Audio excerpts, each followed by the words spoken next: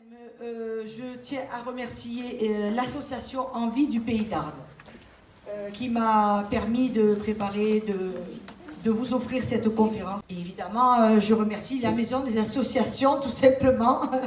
Évidemment, sinon nous serions dehors. Je me présente, je m'appelle Sophie Mastrantiono.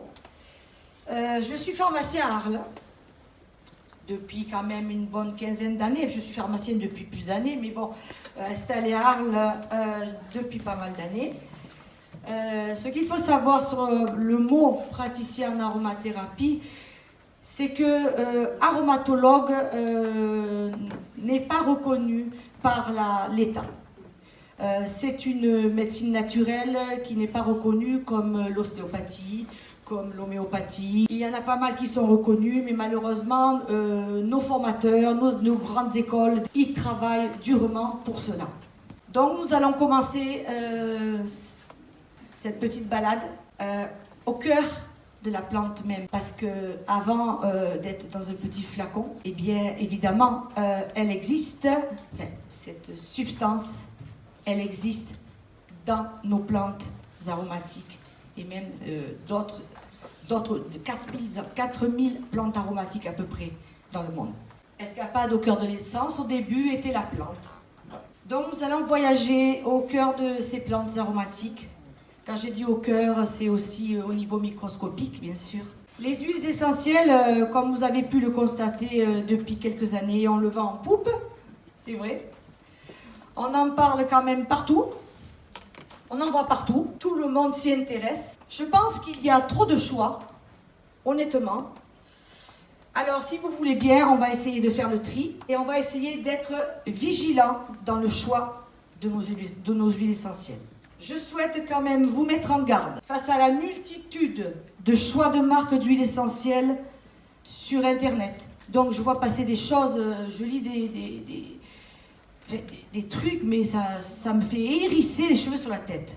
Ce soir aussi, je souhaite vous apprendre à choisir une bonne huile essentielle de qualité. Car elle donne des résultats vraiment exceptionnels, remarquables, dans tous les domaines. Mais leurs propriétés, évidemment, dépendent aussi de leur qualité. Si vous n'avez pas une certaine connaissance en aromathérapie, évitez, s'il vous plaît, de faire de l'automédication. Adressez-vous à quelqu'un qui s'y connaît. Ou alors fiez-vous à la limite à un bon livre. Mais regardez toujours les effets indésirables.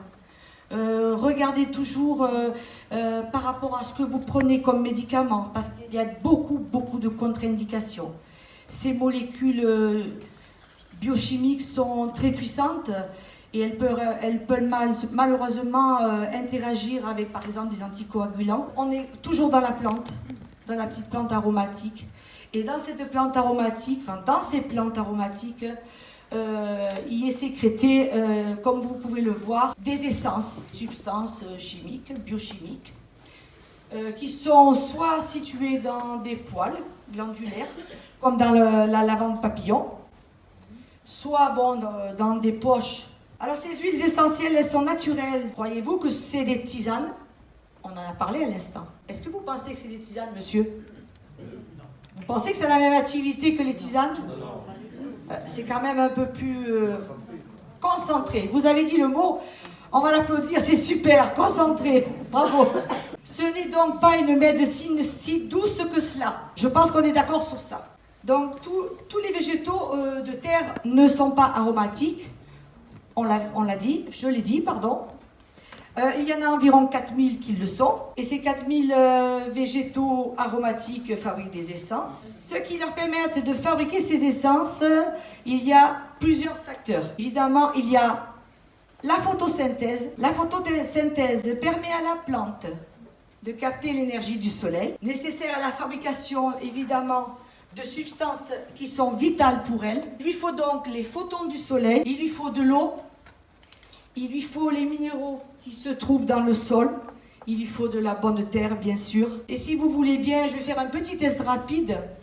Si quelqu'un veut se soumettre, ne vous inquiétez pas, ça ne va pas vous exposer à la figure. Est-ce que quelqu'un se souvient, dans son enfance, d'avoir pelé une orange, petit, et Presser la peau, qui n'a jamais testé? Qui n'a jamais testé? Monsieur. Vous voyez qu'il y a quelqu'un qui n'a pas testé. Madame. Quand j'étais petite, je faisais ça. Et hop. Et je sentais, j'ai pété la poche à essence. Je vous donne un gros morceau. Franchement, parce que c'est vous. Allez-y, pétez-la la poche à essence. Alors, c'est agréable, hein?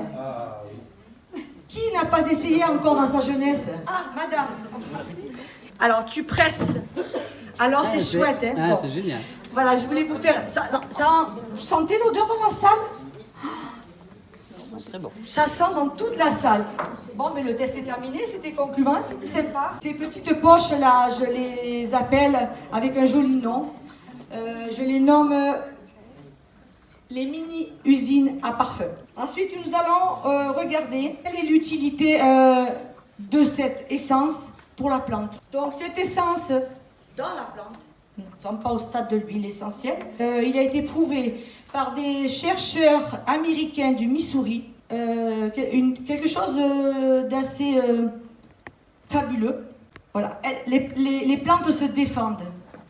Les plantes, je ne sais pas si elles communiquent, mais d'une certaine façon, avec quelque chose, elles le font. Je vais vous présenter donc cette petite expérience que j'ai empruntée gracieusement à un aromathérapeute suisse qui s'appelle Mark Ivo Boning. C'est une jolie histoire. Il a été prouvé par ces chercheurs que certaines plantes sont capables de détecter qu'elles sont en train de se faire croquer. Alors, cette plante s'appelle l'arabette des dames. C'est un joli nom. On l'appelle aussi le cresson de Thalle. Donc, notre petite chenille va arriver sur la première arabette des dames. Parce qu'évidemment, notre petite chenille, elle a faim. C'est l'heure du déjeuner. Donc, elle va commencer à croquer toutes les feuilles. Mais alors, elle a un appétit, je vous dis pas. Une fois qu'elle a tout mangé, bon, on est à ce stade à peu près, elle a comme un goût, comment dire, amer, très, très amer. Elle se dit, oh, mais oh, que c'est pas bon, mais... Comme elle a encore un petit creux, eh bien, écoutez, elle va aller voir la deuxième plante. Elle se met aussi à croquer les feuilles de cette arabette. Le dessin est mal fait, mais en fait, je pense, figurez-vous qu'elle va s'arrêter, je pense, à la moitié. Elle va croquer 2 ou 3 feuilles, pas plus. Parce que l'amertume est tellement forte que elle s'en va. Au 3e plan de cresson, de Thalle, donc l'arabette, d'après vous, qu'est-ce qu'elle fait, la chenille? Pardon? Non, c'est faux. Elle s'arrête pas. Elle ne s'arrête pas. Voilà, c'est ça, monsieur, bravo. Tout à fait, elle passe son chemin, elle ne s'arrête même pas. Pourquoi? Eh bien, je vais vous l'expliquer en redescendant l'escalier. En conclusion, ce qui s'est passé, cette plante, donc, est capable de sécréter une substance qui est toxique pour le danger, que représente la chenille, bien sûr. Elle est capable de vaporiser, elle empeste. Mais elle empeste pour la chenille, pour éviter qu'elle la mange en entier. Mais cette odeur, cette vaporisation, ce petit nuage va prévenir les autres. C'est pour ça qu'à la 3e plante, la chenille n'a pas voulu de son dessert. Alors, rapidement aussi, évidemment, toutes les plantes se protègent, notamment les aromatiques, se protègent des maladies grâce à leur vertu, évidemment, antibactérienne, antivirale, en tout ce qui est pour soigner. Elles se protègent aussi de la chaleur. Lorsqu'il fait chaud, les essences, qui sont toujours dans la plante, vaporisent une substance, toxique ou pas toxique, peu importe. Elles vaporisent une substance qui rafraîchisse le végétal. Elles attirent évidemment quelque chose, un insecte très important à l'heure actuelle sur la Terre. Allez, je vous le donne en 1000. Les abeilles. Donc, ce sont tous les insectes pollinisateurs, évidemment. Et le jour où il n'y aura plus d'abeilles, vous le savez, nous ne serons évidemment plus là. Et pour attirer donc ces insectes, donc cette abeille, la plante, bien sûr, eh bien, elle va faire quoi? Elle va séduire. Elle prend son petit parfum numéro 5 de Chanel, elle vaporise, elle utilise tous les effets séducteurs pour attirer tous ces insectes pollinisateurs. Alors maintenant, nous ne sommes plus dans la plante. Nous allons, bien sûr, extraire cette essence. Alors, disons, l'extraction des huiles essentielles la plus connue et la plus utilisée, je pense que vous ne l'ignorez pas, c'est la distillation par entraînement à la vapeur d'eau, avec la chaleur, la vapeur d'eau, les grosses cuves pour la lavande. La dame me dit oui, elle connaît. Ensuite, nous avons pour les agrumes, c'est pas du tout pareil. On extrait l'huile essentielle par une expression à froid. C'est-à-dire qu'on les met dans une sorte de pressoir. Alors bon, ça c'est la distillation à la vapeur d'eau comme on faisait avant parce que ça existe depuis très très longtemps. L'expression à froid, c'est un pressoir. Et à la fin, on obtient d'un côté un hydrolat, pareil, et de l'autre côté une essence de citron, ou une essence d'orange, ou une essence de pamplemousse. C'est juste le nom qui change. Ensuite, il y a une troisième technique qui est utilisée surtout en parfumerie. C'est quand même, ça s'appelle l'enfleurage. On va mettre des fleurs sur un support gras, huileux, et ce sont des fleurs qui sont très très fragiles, comme la rose, les pétales de rose de Damas, comme le jasmin. La dernière extraction est utilisée aussi, je pense surtout dans l'industrie du cosmétique. Ça s'appelle l'extraction au dioxyde de carbone. Ça s'appelle un extrait. Bon, qu'est-ce qu'une huile essentielle? Évidemment, c'est une substance odorante, volatile, qui a été distillée par quelle méthode? La première, la deuxième, la troisième ou la quatrième? La première, c'est-à-dire l'extraction se fait par distillation à la vapeur d'eau. Comment? Comme la Mirabelle. Oui, si vous voulez, mais c'est pas pareil, ça veut dire l'alcool quand même. Ils sont trop. Ce qu'il faut savoir d'important, c'est qu'on a dit tout à l'heure que les huiles essentielles étaient quand même, je ne dirais pas toutes dangereuses, mais qu'elles sont quand même, elles ne sont pas anodines. Pourquoi? Parce qu'elles contiennent, elles peuvent contenir, selon les huiles, de 100 à 200 molécules biochimiques. Ça vous montre quand même la capacité, l'activité de cette huile.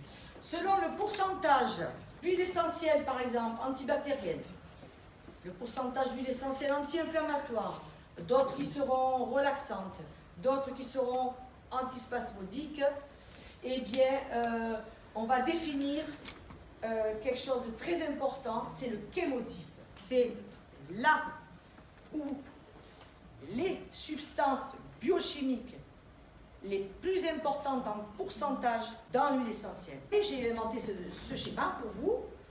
Eh bien, je vois que cette huile essentielle, elle a 50% de molécules AI anti-inflammatoires, qu'elle a quand même, ce qui n'est pas négligeable, 30% de molécules antibactériennes, 10% de molécules relaxantes. Par contre, elle a 3% de molécules qui sont antiprurites et elle a 1,2% de molécules antispasmodiques. Qu'est-ce qui est le plus important pour vous dans cette huile, d'après vous?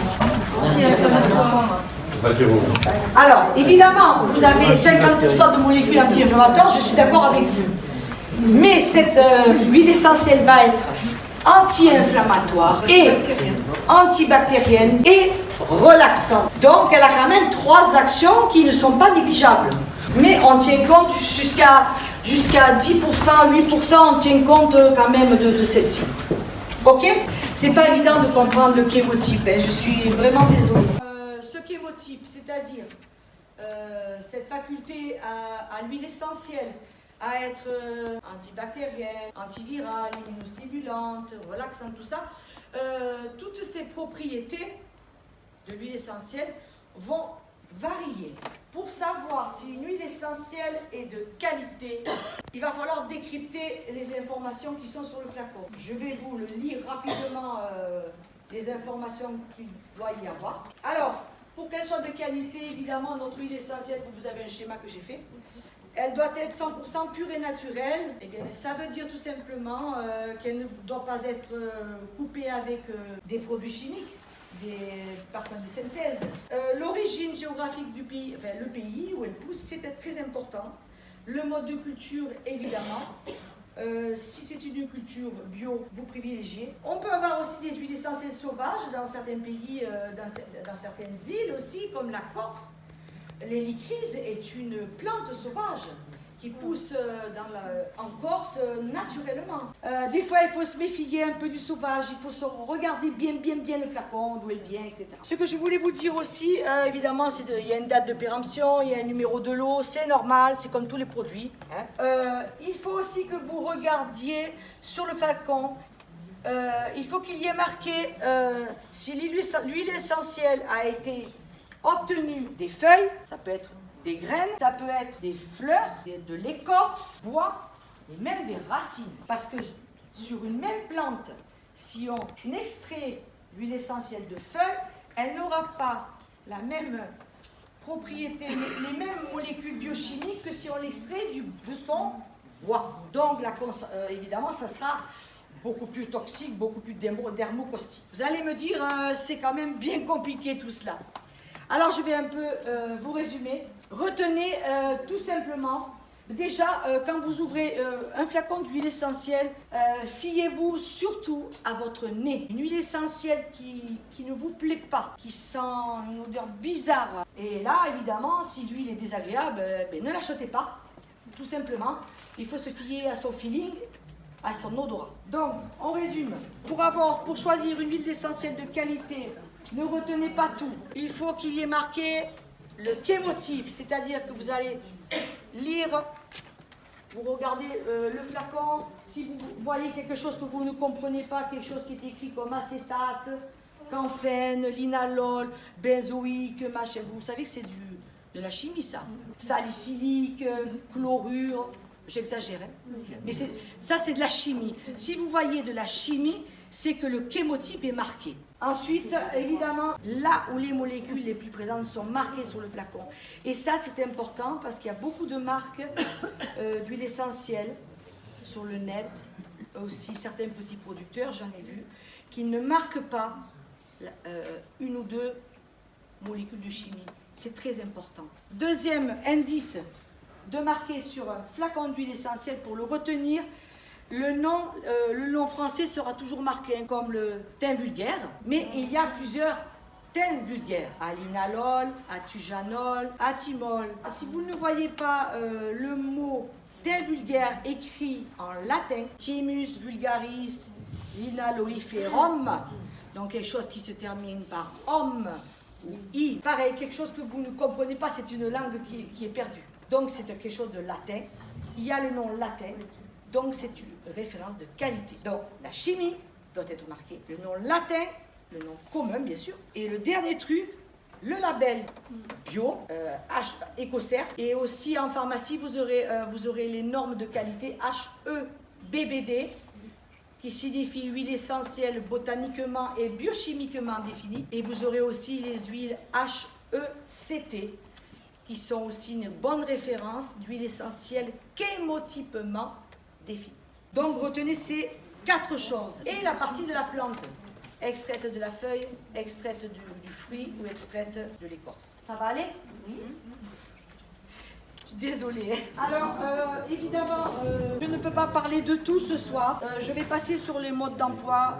Je vais simplement vous dire que la voie royale, c'est évidemment la voie cutanée, pas orale. La voie orale est dangereuse. C'est la voie cutanée, en résumé, toujours diluée avec quelque chose de gras. Une huile végétale, une crème de beauté, un lait pour le corps, même l'huile d'olive. Plus vous allez diluer l'huile essentielle, plus vous allez retarder son passage dans le sang. Donc plus vous allez alors agir au niveau du bouton d'herpès, ou du bouton d'acné, ou de la toux, au lieu de rentrer directement dans le sang et d'aller ailleurs, se balader ailleurs. Voilà, donc préférez toujours la voie royale, la voie cutanée. Je vous ai mis en présentation des diffuseurs, ça aussi c'est super, les diffuseurs ultrasoniques à froid. Vous savez qu'il y a énormément de marques, énormément de prix différents. Le second conseil serait de ne pas diffuser en continu. Il faut essayer d'aérer aussi la pièce après, parce qu'une fois que l'huile a tué le virus ou la bactérie qui est dans l'air, on essaie d'aérer. Une demi-heure, c'est bien une demi-heure? Oui, ça dépend. Vous pouvez faire deux fois un quart d'heure, 20 minutes dans la journée. Les bébés interdits. Ouais. La chambre des bébés, quand ils n'y sont pas, vous aérez et après c'est bon. Il y a aussi un mode rapidement qui est chouette, que j'ai testé, qui est très simple, c'est l'olfaction. L'olfaction, c'est tout simplement sentir une huile essentielle sur un mouchoir, un Kleenex, quand on veut s'endormir ou quand on veut se réveiller, parce que ça marche pour les deux.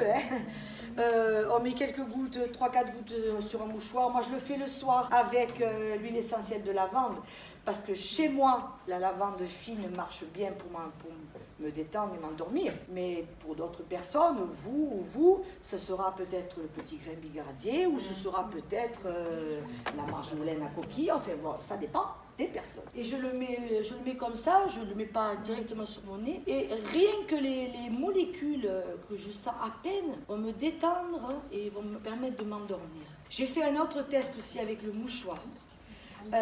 Qui est assez étonnant. J'ai eu un rhume, comme tout le monde, vous savez, comme ça commence, on a mal à la gorge, on a mal, bon, les maux de tête en fait, ouais, bon, c'est surtout mal à la gorge, on ne peut pas avaler, là ça fait mal, etc. Tout simplement, le lendemain, enfin quelques jours après avoir soigné mon mal de gorge, après avoir soigné ma toux sèche, après avoir soigné ma toux grasse, eh bien j'ai eu mal à l'oreille. Aucune huile essentielle dans l'oreille. J'ai pris mon petit mouchoir, mais mon vrai mouchoir. J'ai mis 3-4 gouttes d'huile essentielle de théalinalol, par exemple.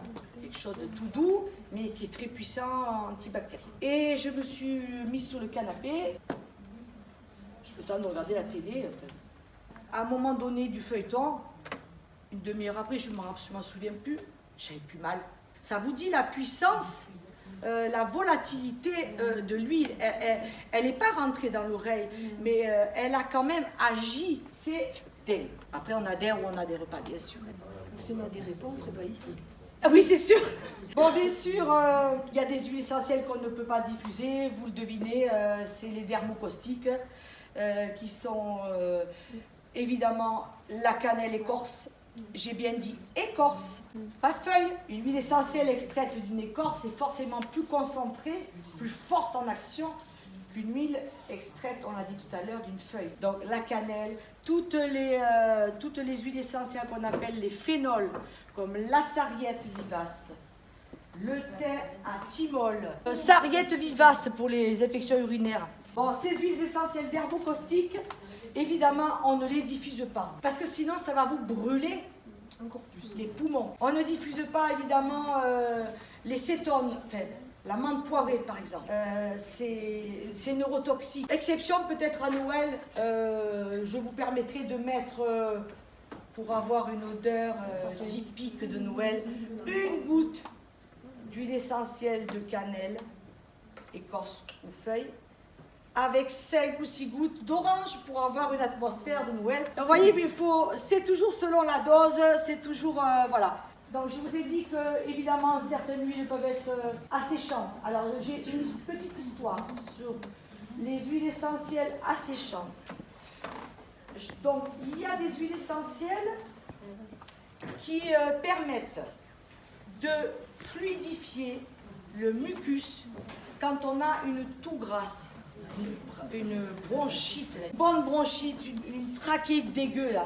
Ça c'est l'expression de mon thérapeute, de mon prof. Trachéite dégueu, on fait ça.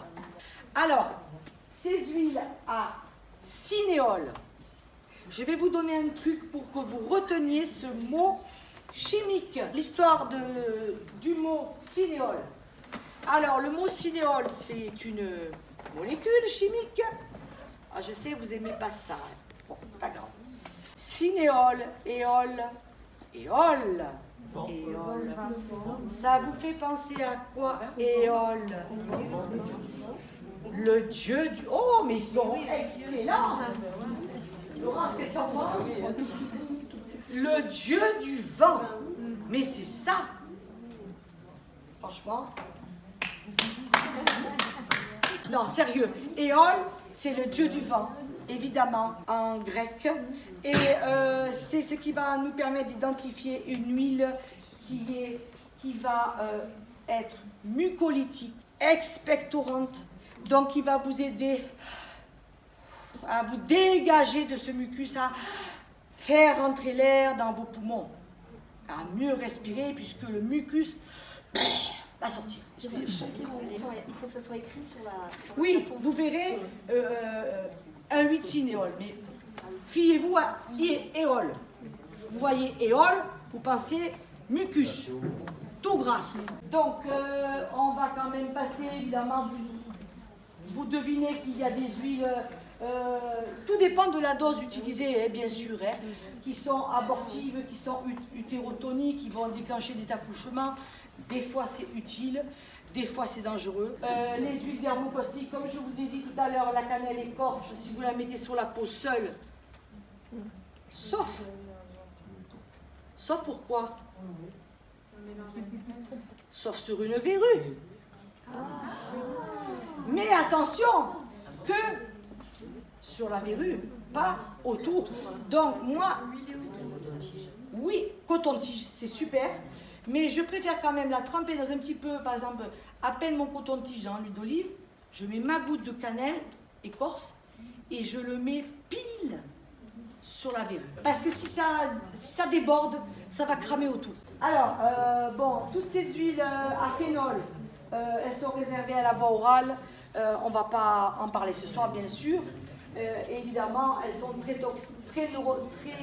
dermocaustiques. Alors, les néphrotoxiques, évidemment, ça dépend encore de la dose. Si vous prenez le pin sylvestre, si vous avez de l'huile essentielle de pin sylvestre, c'est un arbre qui est apparu très tôt sur la terre, les conifères, avec les agrumes. Donc, elles sont très chargées en alpha et bêta-pinène, qui sont, quand c'est un grand pourcentage, comme on a vu tout à l'heure, 50-80%, dans l'huile, ça peut être toxique pour les reins. Donc, évidemment, selon la dose, évidemment, si vous l'utilisez juste pour respirer, bon, mais ça, c'est le thérapeute qui vous le dira, ça va. Mais si vous allez l'utiliser tous les jours pendant un mois, votre rein, il va se bloquer. Ce sont quand même des grosses molécules, les pinènes. Voilà. On va passer, bon, on a dit tout à l'heure la menthe, évitez de la diffuser parce que c'est neurotoxique, abortif. C'est pareil, c'est toujours le thérapeute qui va décider pour vous. Je suis désolée. Ça dépend de la dose, ça dépend de la personne, ça dépend de ce qu'elle a comme maladie, comme problème. Alors là, il faut faire quelque chose. Les huiles, les agrumes, les essences d'agrumes sont toutes photosensibilisantes. Il faut attendre au moins 8 heures pour que cette essence s'élimine et ne provoque pas des allergies à cause du soleil. Alors, il y a des huiles essentielles comme notre cyprès vert de Provence. Vous le connaissez, lui. Évidemment, ceux qui m'ont appris à l'école française d'aromathérapie, toujours selon la dose, eh bien, ils seront interdits aux personnes ayant eu des cancers hormonodépendants ou ayant eu des antécédents. Alors, vous connaissez bien la Golterie, mais c'est pareil, si la Golterie, vous avez mal au poignet, je prends du Plavix, le lendemain j'ai plus mal. Je me suis peut-être tordu, bon, bref, un muscle, je ne sais pas, froisser un muscle, c'est possible. Ça ne va pas modifier, interagir avec le Plavix. Si je le fais tous les jours, 4 fois par jour, sur mon genou, sur mes genoux, mes chevilles, donc qu'est-ce que je fais? Eh bien, je vais conseiller à la personne, je vais dire, je ne vous donne pas cette huile essentielle-là, je vais vous en conseiller une autre qui est aussi aussi anti-inflammatoire, mais qui n'aura pas des problèmes avec les anticoagulants, notamment l'eucalyptus citronné, il y en a d'autres. Donc on a le choix. Bon, alors là c'est très important parce que on a des réflexes de nos parents. Surtout si un enfant ingère, ça peut arriver, un flacon d'huile essentielle d'orange ou de citron parce que c'est pas désagréable, eh bien on ne le fait pas vomir. Surtout pas. Pourquoi? Ça va remonter, ça va rebrûler.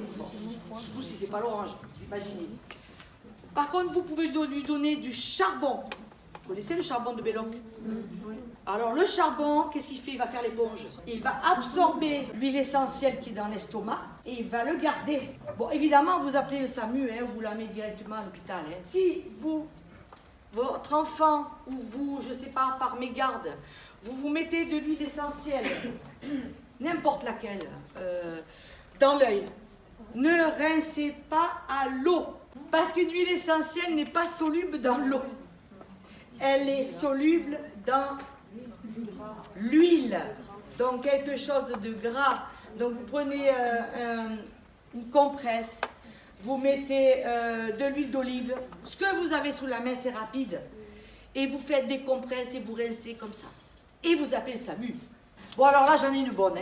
Alors, cette histoire, ces 10 commandements aromatiques ont été écrits par ma formatrice à l'école française d'aromathérapie intégrative de Paris, Boulogne-Billancourt. Donc, l'honneur lui revient à elle, et elle uniquement.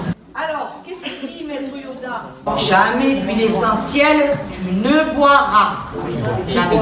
Toujours loin des enfants, des huiles essentielles, tu tiendras. Vous connaissez, Maître Yoda? Enceinte, pour tes enfants, spécialistes, tu consulteras. Dans les yeux, les oreilles, le nez, jamais d'huile. On en trouvera. Un test cutané d'allergie. Avant, toujours tu feras. Toujours diluer ton huile, tu utiliseras. Sur les muqueuses, jamais d'huile, tu n'appliqueras. Dans le bain, jamais d'huile pure. Jamais avec essence d'agrumes. Sur ta peau au soleil tu n'iras. Et les posologies conseillées, toujours tu suivras. Voilà, Maître Yoda a parlé, grâce à Joël. Alors, on arrive aux huiles essentielles de saison. Mais c'est une saison où on attrape de tout. En passant des maux de gorge, des rhumes, etc. La grippe qui sévit aussi beaucoup. Le virus des gastro-entérites aussi, c'est un virus, donc on peut le soigner par des huiles essentielles. Je vais vous poser des devinettes, ça sera beaucoup plus simple. Alors, qu'est-ce que vous préférez? La photo 1, vous voyez ce que c'est? Les gélules, les cachets. C'est vrai que les huiles essentielles n'ont pas les effets secondaires des médicaments, ça c'est sûr. Diarrhée, nausée, ballonnement, tout ça. Voilà, alors dès les premiers mots de gorge, moi je plébiscite des huiles essentielles qui sont très douces. On a le thé à linalol, le tujanol, je ne l'ai pas barré, mais bon. Retenez le thé à linalol. Le titri, si vous n'avez que du titri dans votre pharmacie, le soir, vous n'allez pas aller à la pharmacie de garde chercher ce que je vous ai dit, du bois de haut ou autre chose. Le titri est un très bon anti-infectieux. Vous pouvez soigner un mal de gorge avec du titri et du huile végétale. Alors, j'ai une petite devinette simple et facile pour vous donner le goût. Qui suis-je? La reine m'envoie la tout, Je pousse en Provence. La lavande.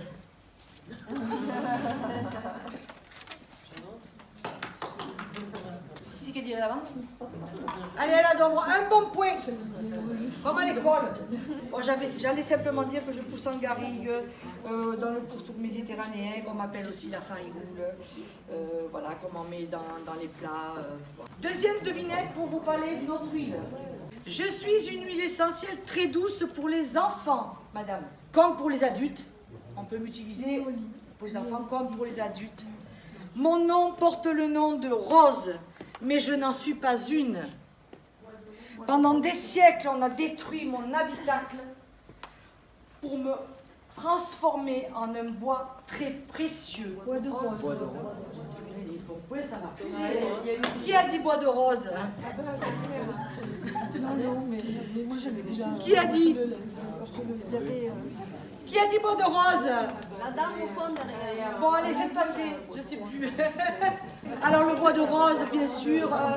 Ce qu'il faut dire, que ça a été une espèce longtemps menacée.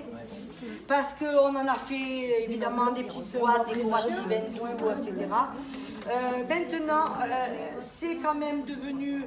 Certains distillateurs ont quand même fait des écocultures.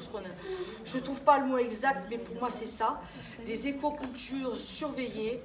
Et ces écocultures, évidemment, protègent l'espèce.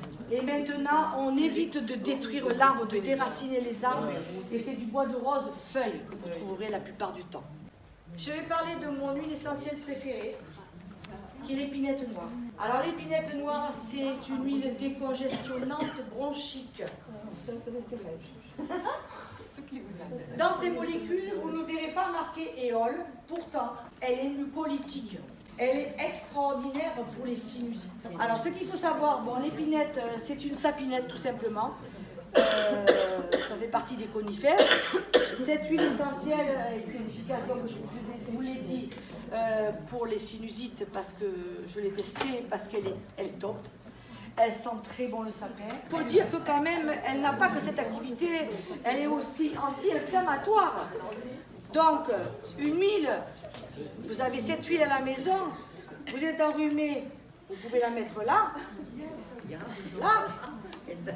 Mais je ne sais pas, vous tordez la cheville, vous faites un étirement musculaire. Elle est anti-inflammatoire. Vous la placez sous votre muscle. Donc, certaines huiles essentielles sont multifonctions. Le seul inconvénient que je lui trouve, bien sûr, à part l'asthme et l'épilepsie, c'est qu'elle est interdite pour les gens qui ont des problèmes d'hypothyroïdie.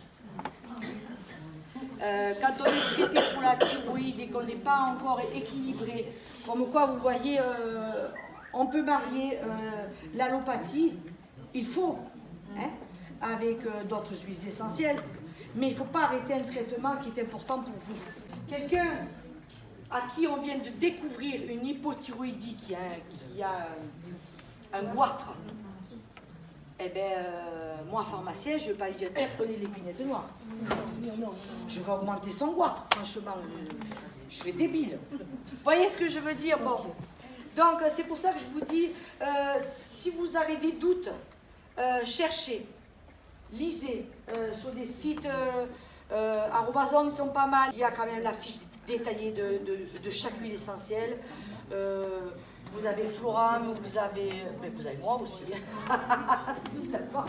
Bon, le sapin pommier, c'est une huile essentielle super aussi, qui vient. Pourquoi tu tournes la tête? Du Canada. Ah. Comment on parle au Canada? Mais comme ça. On parle comme ça, le sapin pommier. Dans Et il y a l'accent, aussi les pénettes noires. Très bien. Et je Pinette crois noire. même que les Canadiens, ils font avec les petites extrémités.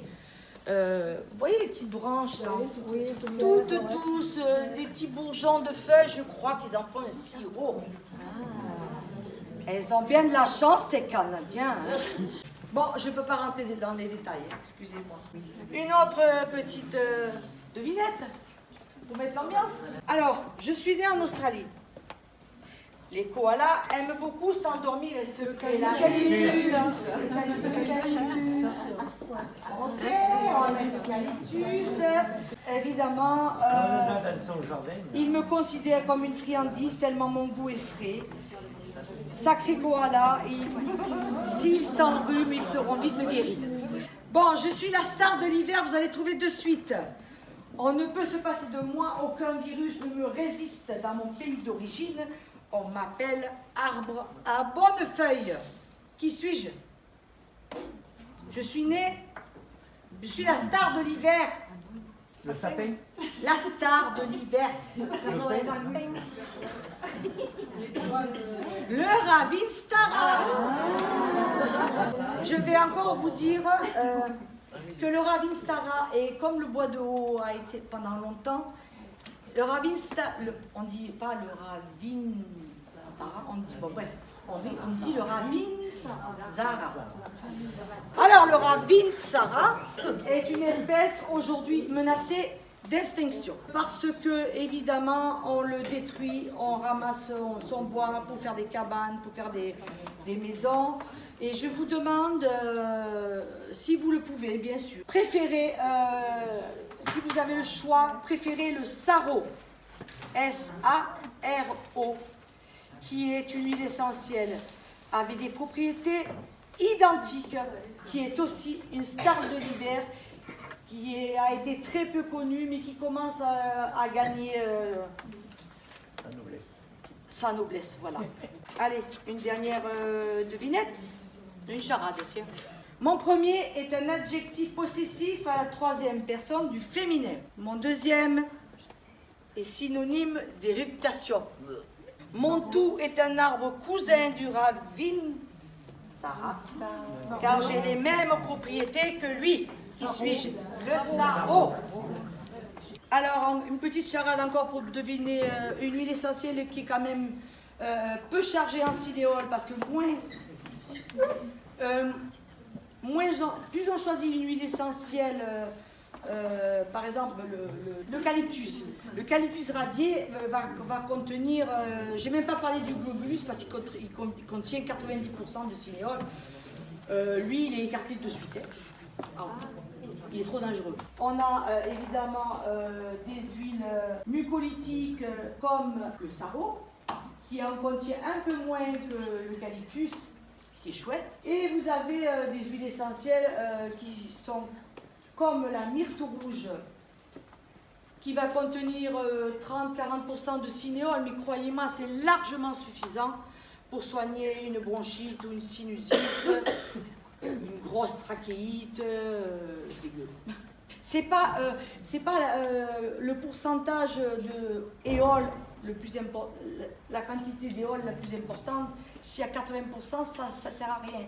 Si on en trouve une qui a 50%, 40%, ça suffit. Donc autant prendre celle-là qui va être moins asséchante, qui va moins vous irriter les poumons, que de prendre une qui est très chargée en cinéole. Voilà. Alors, devinette rapide. Les Grecs et les Romains ornaient d'une couronne le laurier. Je peux vous dire que ce soir, je n'ai pas eu le temps de m'en mettre sur les poignets pour éviter d'avoir peur ou pour me donner du courage, vu le temps qui m'était imparti.